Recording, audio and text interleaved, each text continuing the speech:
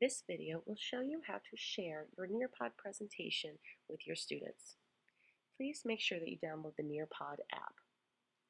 Once you open the Nearpod app, you'll notice there's a teacher section and a student section. You are going to, as the teacher, log in using the Nearpod credentials you set up online. Go ahead and type those in here.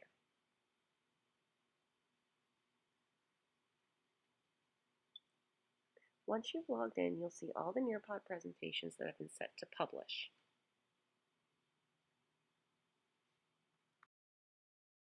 Click on the Nearpod presentation you would like to share, and then click Launch.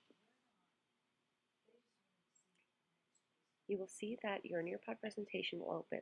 This presentation has been opened before, so it opened to the slide that it was opened on to last. The students are going to have a different view. The students will need to type in the code that was listed on the teacher versions. They're going to go ahead and type it in. Caps does not matter. After they've typed it in the student, they will click OK. They will begin to download their presentation. This may take a few minutes, so be prepared to speak to them about what's going to happen with Nearpod as a time filler while the presentations are downloading. When your students are logging in, your teacher screen will look like this. When the student has downloaded the presentation, the first thing that they're going to need to do is enter their name. They do not need to enter a student ID number. They will know they've submitted when they see an orange thank you button. The teacher screen will look like this. You can see each student's name in the list, but also if you click on the green people icon, you will see all your students listed. You can access that at any point. So, you control the slides from your iPad or your computer. Simply swipe or click across the screen to go through different slides. The students will view whatever slide you are on at the same time.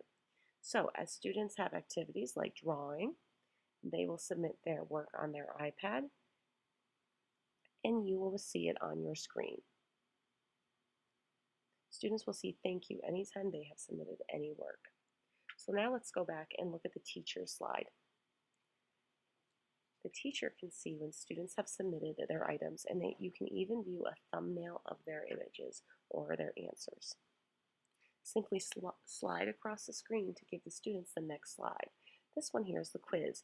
You will be able to see the percentage correct and each student's answers.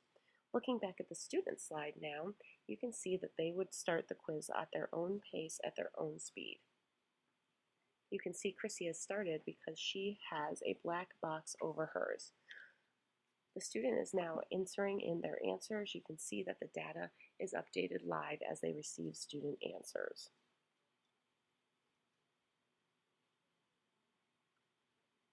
Students will need to make sure that they submit. They will see thank you anytime they submit any of their work.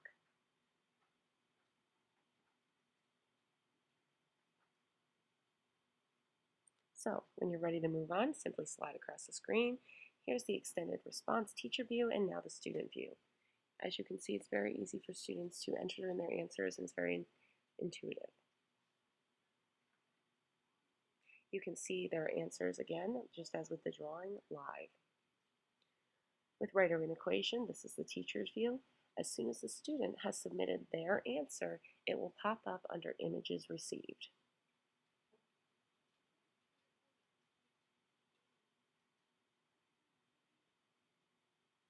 As you can see, Chrissy drew on top of her picture, and there's the image. If you would like a larger view, you can click on it. So, if you'd like to leave this view, all you do is you tap anywhere outside the image. Swipe again to go to the next screen. This screen here was a PDF that you wrote up over a picture, so this would be a great way to have your students talk to each other during the Nearpod presentation. Finally, the last slide is done. Students have completed all work. This will pop up at the end of your slide. You can just tap anywhere else to leave there. To exit this Nearpod presentation, tap the word Nearpod. You can send your results via email, or you can go back to your library to leave the presentation.